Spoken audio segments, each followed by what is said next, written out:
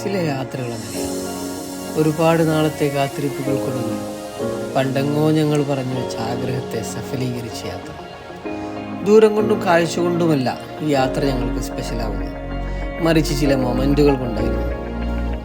വയനാട്ടിലേക്കാണ് യാത്ര. അവിടെ ഞങ്ങൾ ജംഗിൾ ട്യൂൺ എന്ന ഒരു റിസോർട്ട് ബുക്ക് ചെയ്തിട്ടുണ്ട്.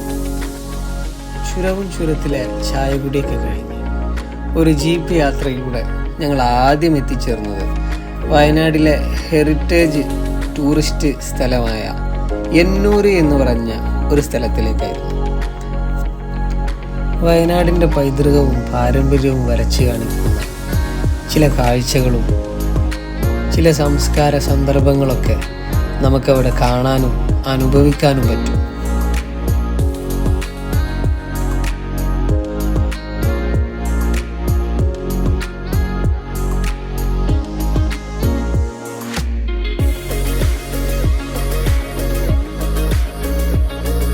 അതൊക്കെ കഴിഞ്ഞ് ഉച്ചഭക്ഷണവും കഴിച്ച് നേരെ ഞങ്ങൾ റിസോർട്ടിലേക്ക് പോകാൻ തീരുമാനിച്ചു. ഹൃദ്യമായ കാഴ്ചകളും മലനിരകളും വെള്ളച്ചാട്ടങ്ങളൊക്കെ കടന്ന് ഒരു ഗംഭീര ഓഫ് റോഡ് എക്സ്പീരിയൻസോടെ കാടിൻ്റെ ഭംഗിയൊക്കെ ആസ്വദിച്ച് ഞങ്ങൾ റിസോർട്ടിലേക്ക് അടുത്തു.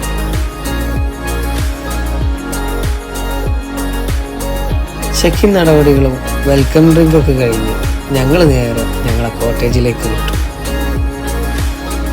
2 റൗണ്ട് കോട്ടേജുകളാണ് ഞങ്ങളിവിടെ ബുക്ക് ചെയ്തിട്ടുള്ളത്. ഈ റിസോർട്ടിലെ ഹൈലൈറ്റ് ഇതായിരുന്നു. പൂളിന് പകരം കാടിനുള്ളിലൂടെ ഒലിച്ചിറങ്ങി വരുന്ന ഒരു നാച്ചുറൽ അരുവി. ഭക്ഷണവും രാത്രി കാഴ്ചകളൊക്കെ കഴിഞ്ഞ് ഉറക്കിലേക്ക് എഴുതി. രാവിലെ ഫിയയുടെ ചിത്രം വരെയും എൻ്റെ ഫോട്ടോ പോസ്റ്റിംഗൊക്കെ കഴിഞ്ഞ് ഞങ്ങൾ ബാൽക്കണിയിലേക്ക് ഇറങ്ങി. ഇതാണ് ഇവിടുത്തെ കാഴ്ച. ചുറ്റിലും കാട്, അകലെ കാട്ടിൽ നിന്നൊഴുകി വരുന്ന അരുവിയും അരുവിയുടെ ശബ്ദവും. ഇതൊക്കെയാണ് ജംഗിൾ ട്യൂൺ.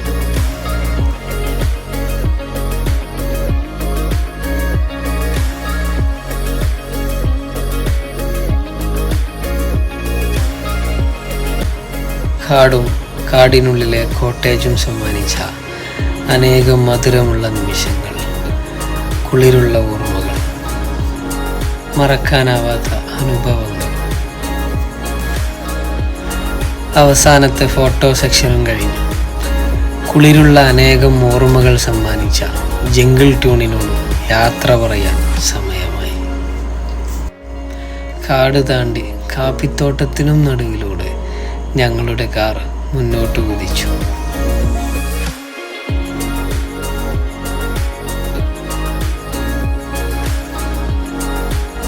കൗതുകത്തെ മുതലാളിയുടെ സമ്മതത്തിന് മുമ്പിൽ വെച്ച് ഞങ്ങൾ ആ തോട്ടത്തിലേക്ക് കയറി.